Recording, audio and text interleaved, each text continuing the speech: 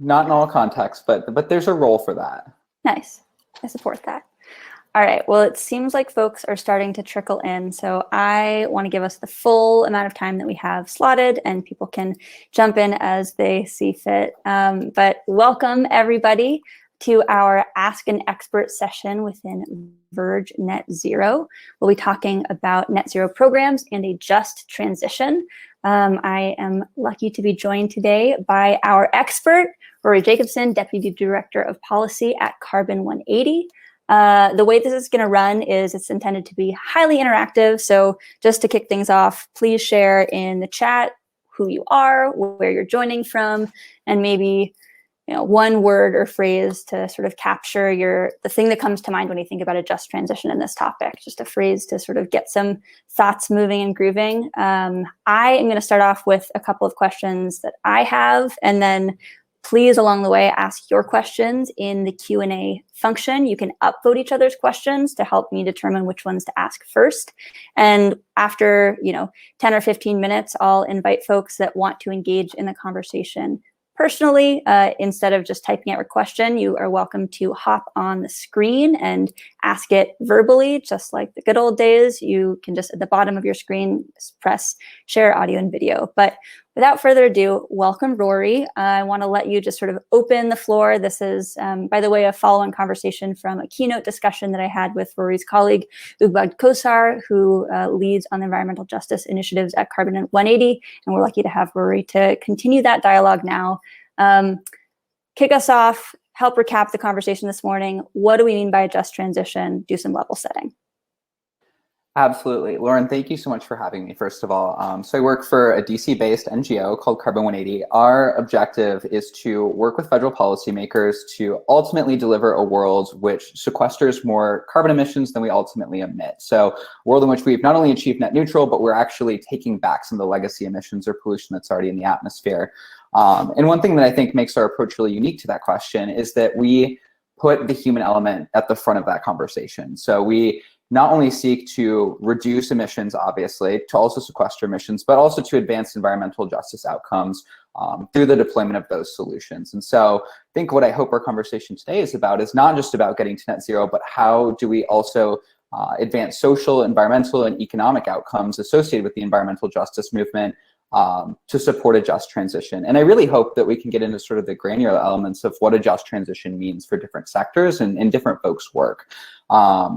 Really, just transition is not entirely a goal. It's a set of practices, processes, and principles that drives a specific outcome and guides the way in which we implement a net neutral objective for our climate solutions. And so it's not just about reducing and removing greenhouse gas emissions.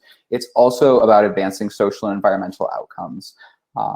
And I guess at the beginning of this conversation, I really want to acknowledge that I'm a white man, and with that, I have biases and I have blind spots, but I also think that there is a tremendous role for allies and white folks at a variety of different government, corporate sectors to also be allies and engage and to advocate for a just transition in their workplace. And I'll also say I really think that this conversation starts within the workplace, right? Not only about the supply chains that we have and the way that we implement our CSR objectives or our ESG objectives, but also the type of workplace and work-life balance and work culture that we cultivate. I think really in practice, a just transition starts with cultivating an anti-racist workplace. And that requires a number of conversations, hiring practices, but I'm really excited to dig into all of those tough questions. So much fodder to just jump right in with. Before we get into more of the content, can you give just a really brief description for those that might just be joining us for this session? What is Carbon 180? What gives you the right to be the one in the front of the room today? Yeah, absolutely. So let's see. Like I said, we're a DC-based NGO, and we work with federal policymakers within the United States to drive carbon removal solutions. So land management approaches, technologies that remove carbon dioxide from the atmosphere. And really at the front of that conversation is actually reducing emissions, right? Like the first thing that we need to do to achieve our climate targets is reduce pollution to the greatest degree possible. But we also need to acknowledge that there are over 2 trillion tons of carbon dioxide already in our atmosphere, and that our current climate is altogether unlivable and inhospitable, as we've seen in the last couple of weeks, associated with wildfires, extreme flood events. And so it's also about removing that carbon dioxide. But the opportunity that we see associated with these solutions is also to make sure that we're advancing environmental justice and social objectives, sustainable development associated with those solutions. So that we're not just enriching the same group of folks that have profited from our current resource extraction, but also that we're transitioning that capital, those resources, and that social opportunity to folks that have actually bared the brunt of our current energy system. Well, let's get into some more tactical pieces of this. Thanks for the context. And if you're just joining us, this is an interactive Ask an Expert session. So I invite you to share your questions in the Q&A, and we'll get to as many as possible. I only have a small number that I'm planning to ask. So this is really designed to take whatever direction you are interested in taking it. And hopefully you can walk away with a better sense of how to make your net zero transition a just one. Something that Ugbag and I discussed this morning was around kind of the responsibility of companies and individuals within those companies to center justice, environmental justice, sort of the human element of this work within something that might not usually think about the human side. And there's a sense of, oh, that's somebody else's job, or there's a community engagement team that does that. Can you talk a little bit about why companies need to be bringing these two things together to expound upon Ugbad's perspective this morning? Yeah, absolutely. So I think that in reality, there is a world in which we maintain our existing economic, social, political systems. We get to net zero, but that's actually not a sustainable goal, right? We can't stay at net zero if the underlying social and political conditions are inherently unjust, right? And I think when we think about environmental justice, we tend to think about it in a distributive way. And distributive justice is one of the many components of environmental justice. Distributive justice is the idea, right, that the benefits and harms associated with your company's footprint are distributed equitably. And that's a really important component. But there's also two other really important components. The first of which is procedural justice, right? So is your company hiring and engaging folks sort of across the company in a way that invites all perspectives to the table, right? Where you have a diverse set of decision makers and folks with very different lived experiences that are really driving the way that your net zero goal is being implemented. And then finally, I think the solution that we really, really often neglect is the restorative justice component, right? So even if today your company is implementing the best and most robust, socially beneficial net zero plan possible, there's still inherently past harms that need to be repaired. And I think that that is really the component that just transition centers, right? And historically, some communities have bared the brunt because they are increasingly socially vulnerable. And that a just transition makes sure that the folks that have bared the brunt of our existing land use and energy nexus are also not the folks that are going to pay to make sure that we do get to a net zero goal. And there's a number of different ways that I hope that we're going to talk about that your company can specifically act on that. Well, to get into some of that from a strategy perspective, as kind of a place to begin codifying what this looks like, what words are we using? What does this sound like? What does justice in this net zero strategy space look like in practice? And if you can bring in any examples, that would be great. Oh my gosh, yes. I think that there's this consistently dive immediately into the jobs question, right? And it often even doesn't even center on the quality of those jobs or the compensation associated with them. But we also need to understand that our companies have impacts on communities that are outside of our corporation, that we have impacts on consumers, and also that there's a broader impact on social society. And I think we also need to obviously consider that corporations have influences on public policy. And so I think, first of all, let's start with folks that work for our corporations already. I think that there's a discussion around the quality of labor, right? Do folks, are they equitably compensated? Are we, considering disclosure and transparency associated with these initiatives, right? I think we often see sort of this, call it EJ speak that we see in CSR reports, where we're really buying a social license to operate. We're doing a couple small projects, they're isolated efforts, and they're not actually integrated within our supply chain. And so instead, is there a way to integrate, first of all, our net zero target also with some of these social and labor goals, right? And I think it's really easy to envision a world in which we do achieve net zero, but the folks that are doing that work and implementing these solutions are not equitably compensated, their workplaces aren't safe, and that ultimately they don't receive benefits in a equitable and transparent manner. And I think really that's what just transition centers, right? That yes, we do need to move away from an energy system that is actively warming the planet, but also that we need to center the livelihoods of folks that are implementing these solutions and are impacted by the deployment of them on the ground. Are we talking about, the example that Jim shared on stage this morning? He was standing outside of the Chevron refinery that's about 10 miles from where I'm sitting right now. Mm-hmm. Are we talking about the Richmond as a community has been actively engaged in their environmental justice advocacy? Are we talking about them? Are we talking about downstream and users of those products? Are we talking about the people that are working on the lines, for people working for Chevron? Like, who are we serving in this transition? I imagine your answer is going to be everybody, but I'd love to just put a bit more specificity, particularly around the jobs question, and then maybe broaden it out a little bit.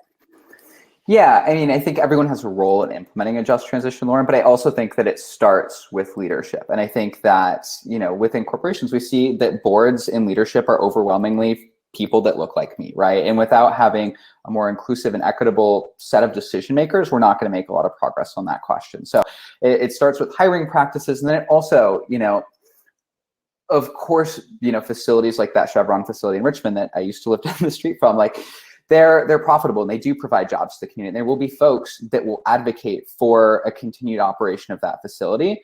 And the question is, can Chevron pivot and do something that is more sustainable, that is not centered around hydrocarbon fuels, right? I think that the lesson that we've learned is that inherently the combustion of those hydrocarbon fuels has negative impacts on the surrounding community, whether it's literally their facility catching on fire, or disproportionately the emissions that are associated with a refinery impacting the surrounding community.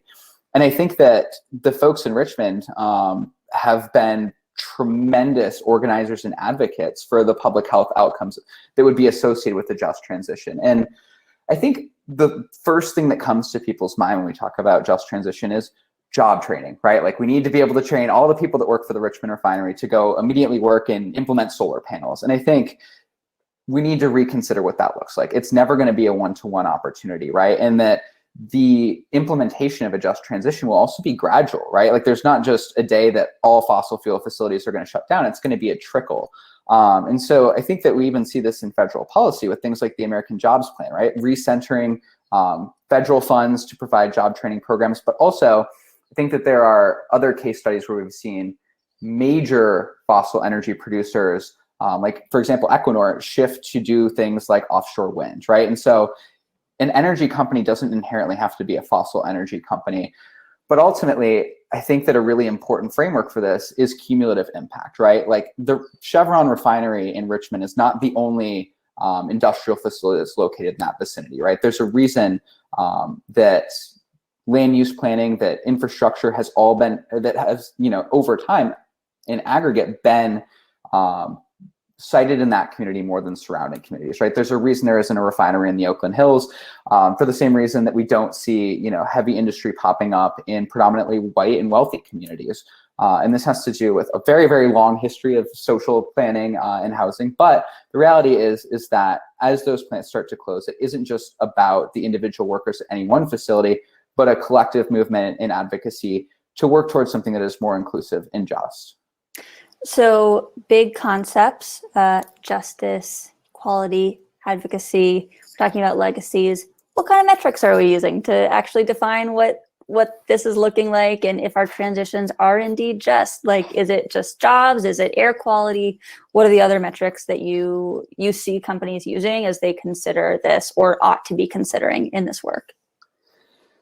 It's a good point. So, I mean, I think, yeah, we love metrics that are quantitative. And I think that in the past, like I said, we're buying a social license to operate. We're doing small, isolated projects that do not actually carry out what I would say is a transformative shift in the way that we think about energy, that we think about labor, and that we think about community ultimately. So when we think about metrics, first of all, I think it's really important to look at demographics of any given company, and especially who their leadership is, right? Who's in the decision-making context where they're actually setting that net zero target, and whose voices are heard, and what is the workplace dynamic associated with that? Who feels comfortable speaking up? I think that there's a really important consideration that we always talk about carbon emissions, and I'm sure we'll get to the offsets question, which I look forward to, but it isn't just about greenhouse gases going up and down. It's also very much about criteria pollutants, local air quality, And so I think that I'd love to see specifically heavy industry and large corporations not just talking about carbon dioxide or carbon dioxide equivalent, but actually thinking about an inclusive metric that looks at PM 2.5, for example, VOCs, other really important air quality indicators. And those metrics aren't inherently true for all sectors. That works for energy quite well. But there are other questions sort of around average compensation for employee at a given level. Are you facilitating visa sponsorship, a path to citizenship for some of your employees? And are you actually engaging in an equitable effort to provide a path to, prosperity for folks at all levels of your company? That looks like folks that are contractors, folks that have been with you for 15 years, and folks that have just joined your organization. So I think it really varies by sector, but I'd love to dive into some specific instances too. Yeah, I'm struck by the fact that what we're talking about in the context of net zero transition. It's really like everything, just transition for any sector, it's all the same kind of stuff. But given the audience that we have here today, let's get a little bit specific. You've had a ton of really rich experience working with companies in the tech sector. What are the hurdles that people are overcoming? Can you share some examples of successes? Let's get as specific as possible. And then I want to pivot to asking a couple of audience questions. Sure, great. I guess I'll say, as a person who is incredibly wonky about all things just transition, and especially climate mitigation, the first thing that I look for when I crack open a sustainability report is what are the residual emissions? So the emissions that you're saying that you cannot possibly mitigate by 2050. And then also, what are your legacy emissions? How much has your company emitted over its history of operation, and how are you going about addressing that? Net zero is a specific moment in time where we've happened to balance the scales, right, across whatever residual amount that we're still putting in the atmosphere, but also, again, removing some amount of that. And so I think one of the really important metrics to look at is how much can you actually just stop emitting by 2050, right? To what degree is renewable energy and other, adjacent solutions going to help us stop putting carbon pollution in the atmosphere? And then to what degree are you relying on things like offsets to fix that? And also, where are those offsets coming from, and who's implementing them, and how are we making sure that the folks that are doing that work are also equitably compensated?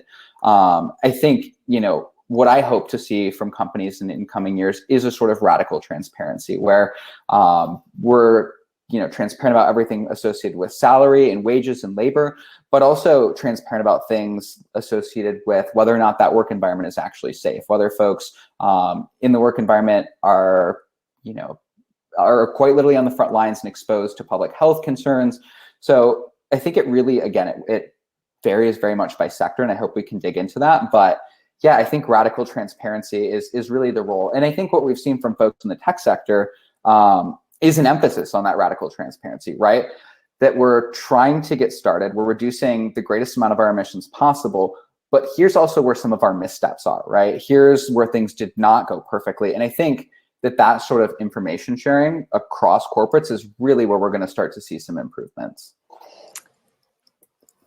Again, so much that I want to get into, and we're going to quickly run out of time. I do want to open it up to the audience. So there's a couple of great questions coming in. If you have questions, please add them to the Q&A pod. And if you want to come on screen, please flag in the chat and ask to share your audio and video, and I'll let you ask that question live. It'd be nice to see some faces. But can you get into this first question that we have in the Q&A? Eleanor is asking how carbon credits, both offsets and insets, are part of net zero development in areas that have been deprived. The word she's using both geographically and socially. How do we go beyond solar cook stoves and solar panels? Yeah, I really want to start with the solar cook stoves example, or sorry, the cook stoves example, because I think that it's the most cliche case study that we see from offsets, right? We know for a fact that we did avoid an emission, and that's a good start. And we also know that folks were still able to, create food or make food using that fuel.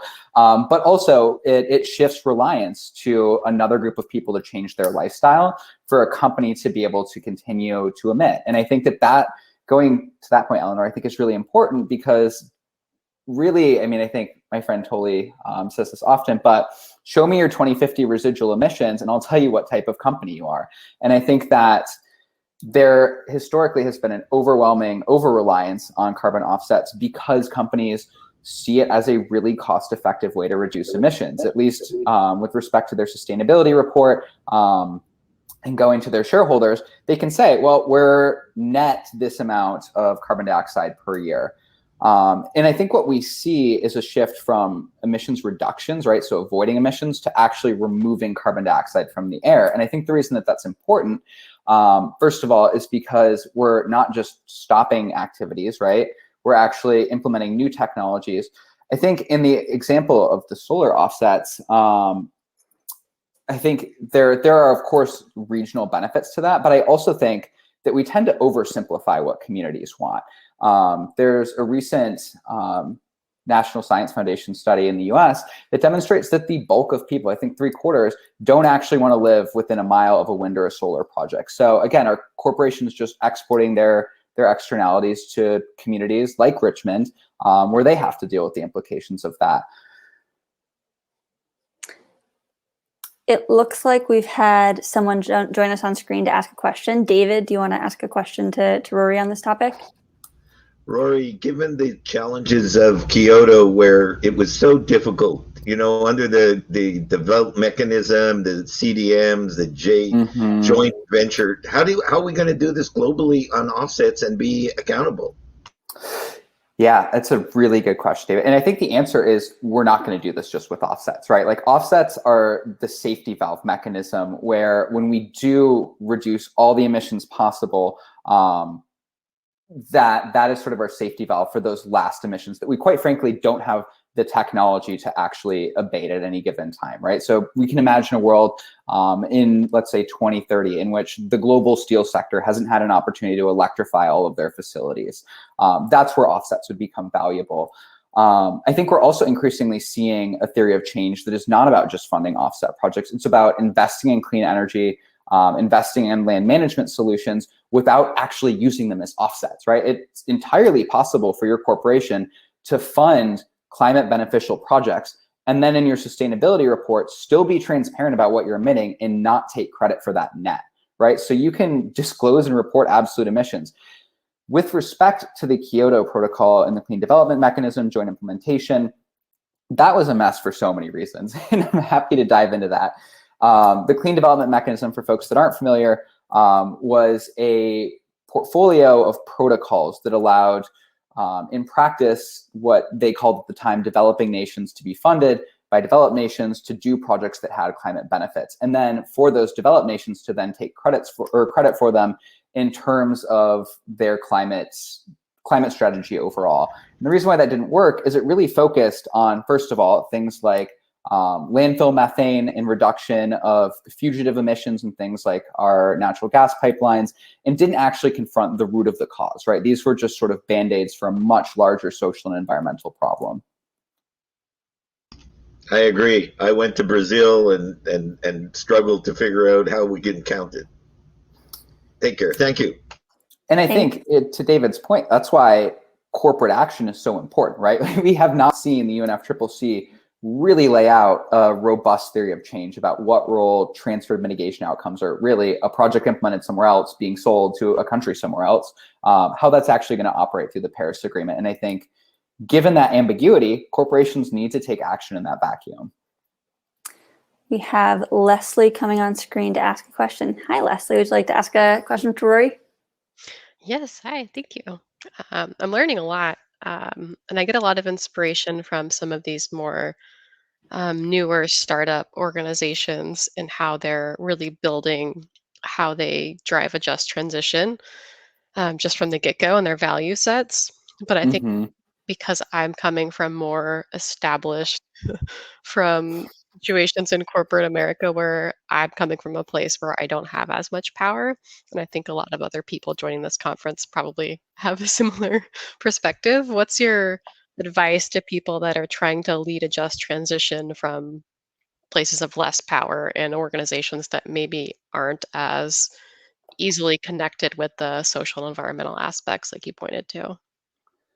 It's a really great question. And I think I want to note this now because I'm going to feel terrible if I don't note this by the end of the call. But, as much as we hear startups and some, newer corporations talking about just transition now, just transition is a very old topic. I guess not very old, at late 1990s, but it's been around for a while. Folks like the Just Transition Alliance have really started this work early on in the late 1990s. And just now, I think corporate America is hearing their message, particularly because of these grassroots movements. I think for anyone in corporate America or global corporations, multinationals, there's a really important value for one, aggregating advocacy across your organization, right? There's no reason that large corporations can't have, a book club where you're consistently engaging with literature around environmental justice. And then ultimately going to leadership and advocating either within a given branch of a corporation or actually taking it to leadership and saying, this is something we've really thought a lot about. We have signatures from a wide variety of folks across our corporation. This is something that really matters. And I find, you mentioned values, that if you can link this to your corporation's values, you're going to be a lot more successful, right?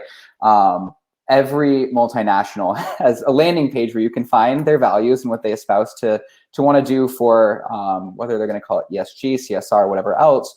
And I think that tying approaches like Just Transition to those values can be incredibly persuasive for folks that might be altogether unfamiliar with the Just Transition vocabulary. Cool, thank you. Yeah, I'd really encourage you to cross-pollinate with your colleagues. If you are feeling this way and you're at Verge and you think that you're alone, I highly doubt that that's the case. Folks at your organization are absolutely thinking about this, and I think there's power in collective advocacy. And that's really the reason, like I said, that we've seen Just Transition, I think, come to the forefront in recent conversation around net zero. I think it's probably not that likely that anyone in the audience or anyone that represents a company that's thinking about their net zero transition, and it's unlikely that someone has no idea where to go and what they could be doing. But I think there can be this tendency to worry about, oh my gosh, like what's the right thing to do, and not wanting to make a mistake. I think, given our conversation today that's relatively candid, we're not talking about any one company in particular, but there's a laundry list of companies that we could probably point to say, yeah, this initiative, this attempt did not go well, and it's probably a pretty bad approach at some of this work. And we see it can kind of be lip service, it can be box checking. So if you are advising a company that, say, is early on in their journey, maybe doesn't have anything on this aside from some nice words on a landing page, where do you recommend they start? And then maybe folding in this question that came in of what are the biggest areas of potential impact beyond reducing emissions? Is it STEM, philanthropic giving, energy procurement, supply chain, carbon offset, sequestration, or something else? Oh my gosh, so much there. So maybe, yeah, let's start with the where to start question. I think it can be really tough, and it depends on what your supply chain looks like. But going back to sort of the radical transparency component, one thing that I've really liked about the approaches of groups like Microsoft or Shopify is that their sustainability reports don't read like a, self-congratulatory document of, oh my gosh, we are the climate leaders, we're doing everything perfectly, it's all going great. I think that they actually take a critical lens to their own strategies in a lot of ways. And especially something that I see in the Shopify report is actually, here are things that we've learned along the way in trying to do carbon removal and generally, org-wide sustainability well. And they haven't inherently succeeded across the map, right? That there are places that they could improve and that they are going to improve in future years.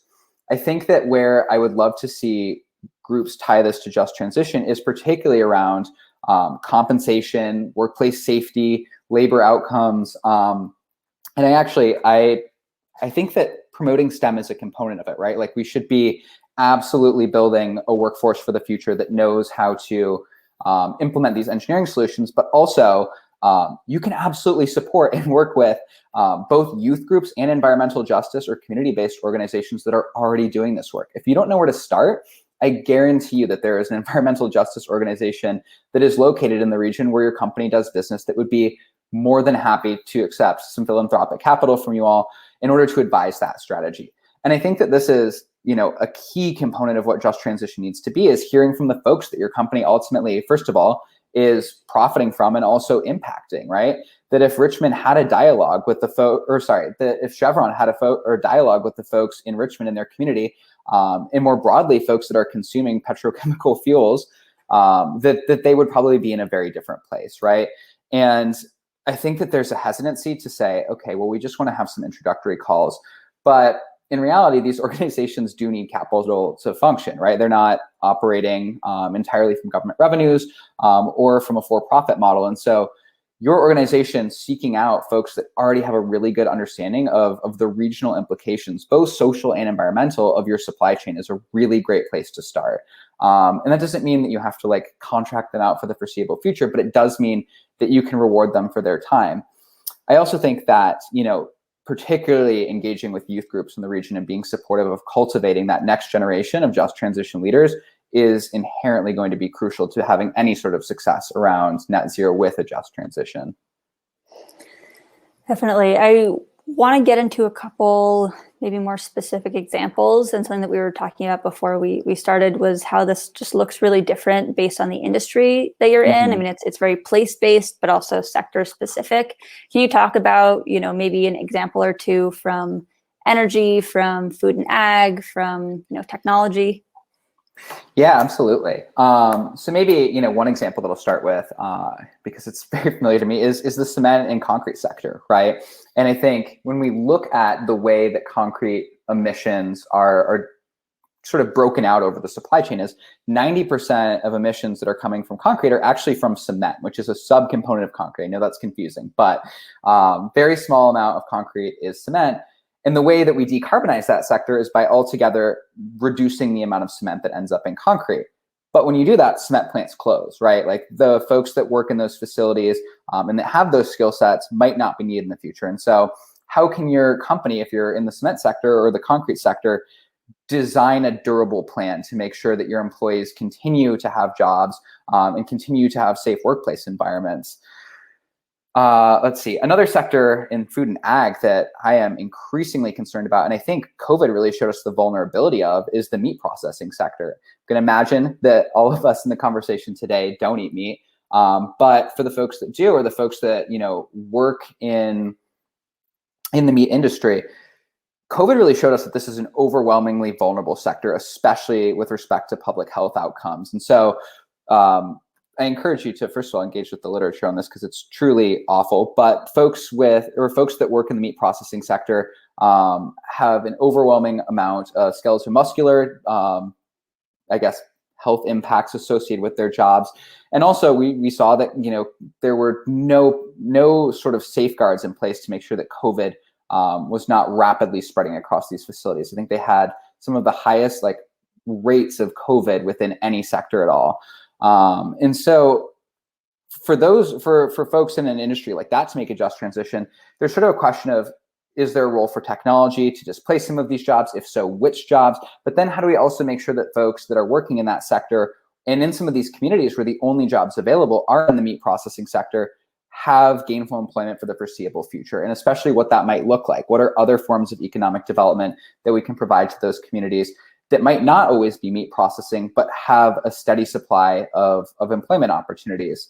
And so in each of these contexts, there's a really difficult question, but also a really great place to start is listening to your workers, right? And I think the meat sector has historically been, or the meat processing sector, I should say, has been one of the most anti-union sectors historically, right? There's no collective bargaining opportunity.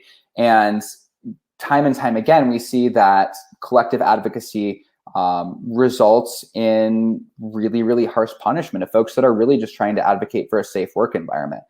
Now, backing out from all of that, the meat sector is also incredibly carbon intensive, right? So how do we reduce emissions associated with these things while also keeping jobs? I think I'd advocate for some plant-based foods, but that's not a solution for everyone. There's also local cooperatives to process meat that are much, much safer than these massive, meat conglomerates that we have now that are really processing. I mean, they use units of animals per minute. It's quite awful.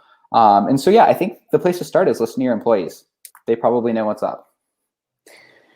This subject, I mean, it is every industry. It's everything. We can apply this lens to any work, whether it's within the net zero context or beyond. And I can imagine that some folks listening in might be feeling a little bit overwhelmed and maybe behind. And where do you suggest people go for more information? If you're going to recommend a couple of resources, whether it's organizations to follow up with, books to read, places to sort of stay informed on best practices, is it, hyper localized, talk to your community-based organizations as you named? Is it reading people's sustainability reports to see how other organizations are talking about this?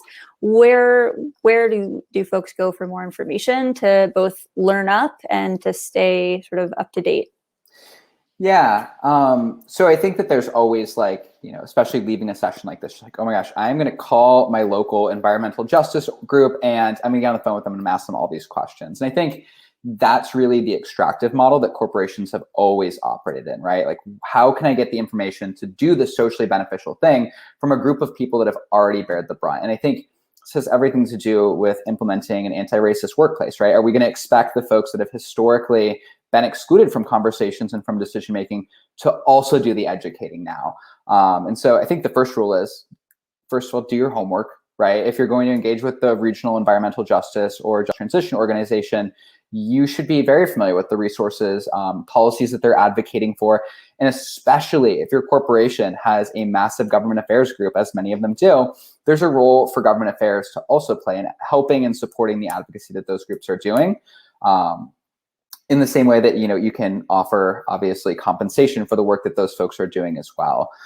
I think that in terms of implementing net zero, there is a lot to be learned from sustainability reports, but I actually think, we can go back to a lot of the I don't know, I won't call it conventional, but I guess tried and tested environmental justice literature. Like scholars like Dr. Robert Bullard have been working on this for decades and have really, I saw a point in the chat, like we're not just working to prevent environmental injustice, but actually actively work towards environmental justice, right? So a world in which the benefits and harms of these energy solutions are equitably deployed across communities, regardless of race, gender, et cetera. And that's really what we're working towards. But like I said, if we're going to take the time, resources, efforts of especially community-based organizations, they need to be compensated.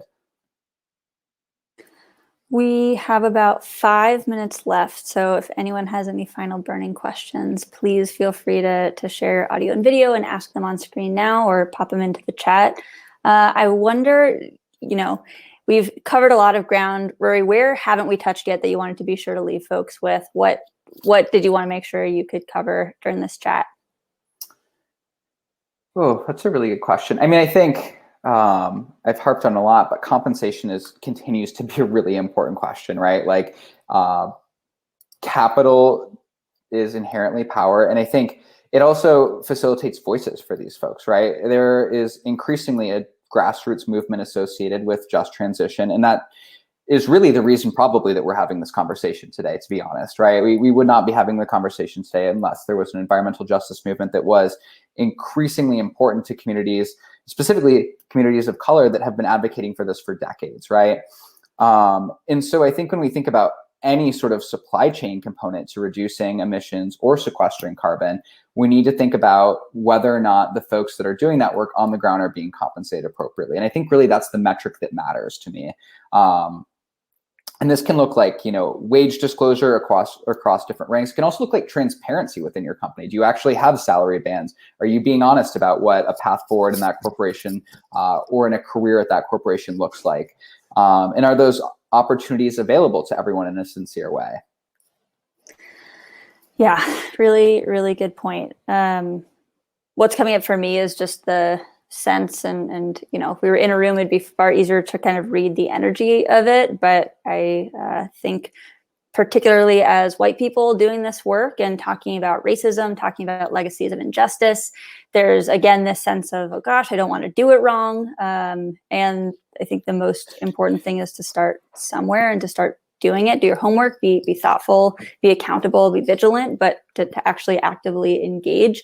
I wonder, as I kind of alluded to, there are examples of companies that have sort of made mistakes and done things wrong, or perhaps companies that have legacies of injustice that perhaps the current folks in power might be a little bit embarrassed of that. What advice would you give to either leaders or practitioners within organizations that perhaps have had past failures that they want to work through? What advice would you give people to navigate through that piece? Yeah, so that's a great question. I think, the anxiety around doing this wrong is very valid, right? Like that, there's good reason to not want to go down a path to net zero that, actually worsens environmental justice outcomes. I think that would, be the worst case scenario. And I think you can avoid that by, like I said, consulting with the folks that are first of all, the consumers or the community that is actually being impacted by the products that you're selling. I think that really has to be the place to start, and to center those voices and to center, specifically the directives and requests. I think most place-based organizations have a pretty clear list of demands. They know what they're advocating for because they've been doing that work for so long. And so, first of all, familiarize, your company with that list of requests. Which of them can you do immediately? Which of them are going to take a longer time? And then outside of that question of I think we talked about this at the very beginning, restorative justice. The petrochemical sector is the most obvious thing to point to, right? Across the US, especially, and even more so in the global South, there are brownfield sites everywhere, right? That, there have been ecological damage done that threatens public health. The mining sector, similarly, mine tailings, and the risks associated with those resources. So is your company actually going to go back in time and clean up the mess that they've already made, right? And I think that we can think about this in the context of the atmosphere, right? The pollution that you've already put up in the air needs to come back down. You need to take responsibility for those legacy emissions. But to ground the conversation, most of these industries also have things that are very tangible on the ground that could provide benefits to communities. And I think we're seeing more and more of those case studies of where corporations acknowledge a wrongdoing and then, spend the money and time to clean up that site and give land back to a community. I think that's incredibly important and some of the most promising efforts in that field. We could have this conversation for many, many more hours and days, but we will have to leave it there. Thank you, Rory Jacobson, Deputy Director of Policy at Carbon 180, for this really great Ask an Expert session. Any last word before we sign off? No, I'll just thank everyone in the audience for engaging with the session on just transition. I think showing up and engaging with this topic is really the first step. And the next step is doing your homework and engaging with groups that can offer insight into what your community can do next. Thanks, Rory. And thanks everyone for attending. That is the end of Verge Net Zero. It's been great to engage with all of you. And look forward to seeing how much progress you make by this time next year. Thanks so much, Lauren. Have a great one. Thanks. You too.